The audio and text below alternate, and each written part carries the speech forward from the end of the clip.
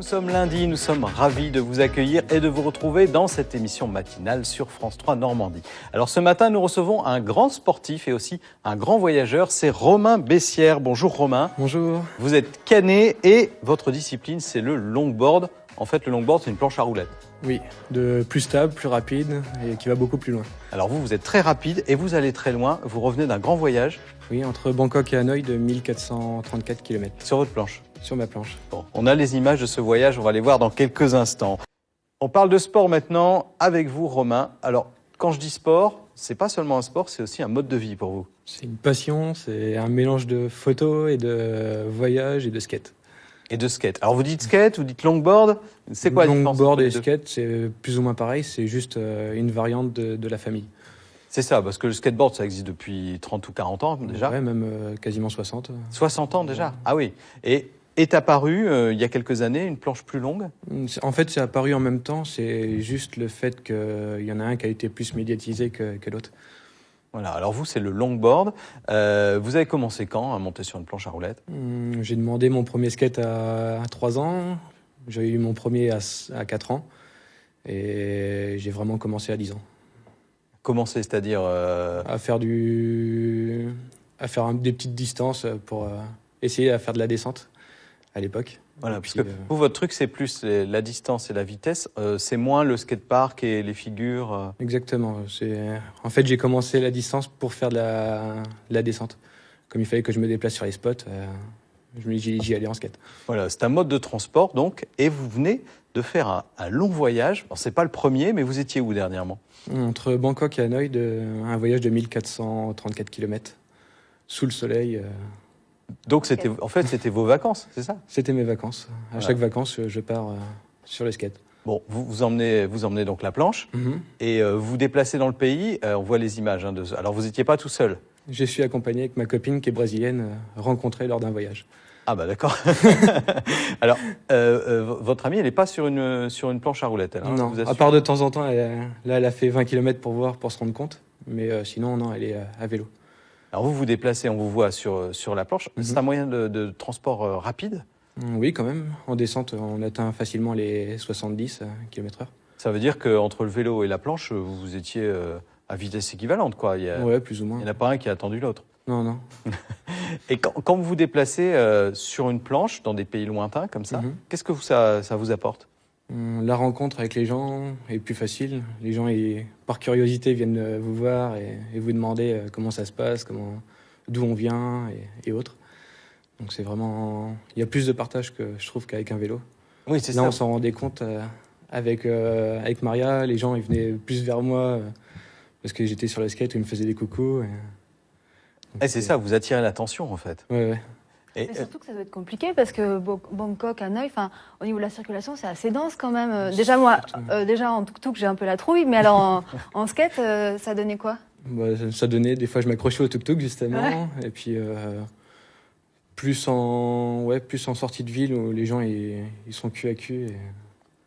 Et donc, c'est un peu... Parce faut que c'est toujours un faire sport de attention, combat avoir quand l'œil. même de circuler dans Ouais, ces ouais. villes-là. Faut s'imposer dans la circulation. oui, parce qu'il n'y a pas de frein sur la planche. Le pied, faut poser oui. le pied par terre ou en dérapage quand on a de la place. On a vu des gens qui vous lançaient de l'eau, là, sur le bord de la route, C'était comme le jour de l'an. comme si vous faisiez le Tour de France à vélo.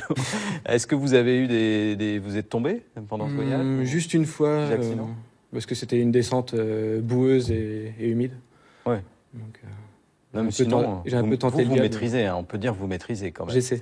Oui, parce qu'on va en parler, mais vous êtes aussi un grand sportif et vous avez déjà un palmarès en termes de longboard. On peut voir un peu votre planche là que vous avez. Là, c'est la dernière du voyage. Ça, c'est celle qui est allée en Asie, donc. Ouais. D'accord. Elle est assez imposante en fait. Hein. À la base, c'est une planche de descente. Normalement, on fait pas de la distance avec, mais j'ai pris celle-là parce que c'était une des plus fiables et qui avait moins souffert des derniers voyages. Parce qu'une planche qui voyage beaucoup, elle souffre de quelle façon? En fait, elles ont tendance à se délaminer. Le fait avec le poids, parce que je fais quand même un poids assez conséquent, plus le poids du sac. Ouais. Ça fait, on n'est pas loin des 100 kilos. Et à chaque fois que je pousse, il y a une flexion de la planche. Oui, parce qu'en fait, quand vous voyagez comme ça, à chaque fois, il y a le matériel photo aussi qu'il faut transporter. Oui, j'ai pas loin de 6 kilos pour l'appareil photo. Ah oui, 6 kilos, mais sinon ça fait pas de belles images. Vous filmez tout votre voyage avec caméra sur le casque, etc. Ouais, du bon matériel, et histoire de ramener des bons souvenirs, de faire des expos photos à côté. D'ailleurs, il y a une expo photo là, vos photos de voyage. On va le dire tout de suite, comme ça on n'oubliera pas. Elles sont exposées en ce moment à Caen. À la librairie Guillaume, rue Saint-Pierre. Voilà, place centre-ville. Donc les photos du voyage de Romain en Asie. Vous faites aussi, on parlait de vitesse, hein. Donc la compétition que vous faites avec le longboard, c'est ce qu'on appelle la descente. Alors expliquez-nous en quoi consiste cette discipline. Alors c'est soit en freeride, ce qu'on appelle en freeride, c'est descente libre mais route fermée, ou sinon route fermée mais en course. Et là c'est course par 4 et on se tire la bourre. Chacun veut arriver le premier, les 2 premiers sont qualifiés et ainsi de suite. Alors, Il y a un on voit peu les d'adrénaline images. quand même. Hein. Ah bah, je crois qu'il y a beaucoup d'adrénaline quand on voit la vitesse à laquelle vous descendez. Ouais. Alors le principe évidemment c'est de trouver une route en pente. Là les images là c'était sur le championnat de France l'année dernière, cette année. Et Ouais. on atteignait les 95 km/h. 95 km/h, c'est un peu de la folie, non? Non, justement, il y a certaines émissions qui veulent nous donner des Ouais, je sais que vous êtes un des petit peu images énervés en ce moment, les trompe-la-mort. riders, parce qu'il y a une émission effectivement Qui nous a pourri notre image. qui vous a pourri votre image, qui vous a qualifié de trompe-la-mort. Alors qu'on fait attention justement depuis des années à montrer une image où on fait attention à nous, on met des ballots de paille pour pas qu'il y ait le minimum de risques. Et voilà, vous avez les protections. Là devant vous, vous nous avez amené. Donc ça, c'est votre le casque de tous les jours Ça, pour c'est aller le au casque de tous les travail jours. ou faire les voyages. voilà. Et le casque de descente. Prenez-le devant vous, Romain. Le casque. Ah oui, il y a beaucoup de choses là. Donc ça, c'est carrément oui, on dirait un casque de moto, Avec quoi. une visière pour Casque éviter intégral. les mouches dans les yeux. Ah oui, bah oui, parce qu'à 95 km/h, une mouche, ça peut faire très mal. Et vous avez aussi des gants, Des c'est gants. ça? Enfin, ils sont un peu spéciaux, ces gants? Oui, ça nous sert d'appui dans les virages. En fait, on a des plaques de téflon. Qu'est-ce qu'il y a en dessous, là? C'est des plaques de téflon. Ah oui, d'accord. Et en fait, ça nous sert d'appui pour baisser le poids sur la planche et on part en travers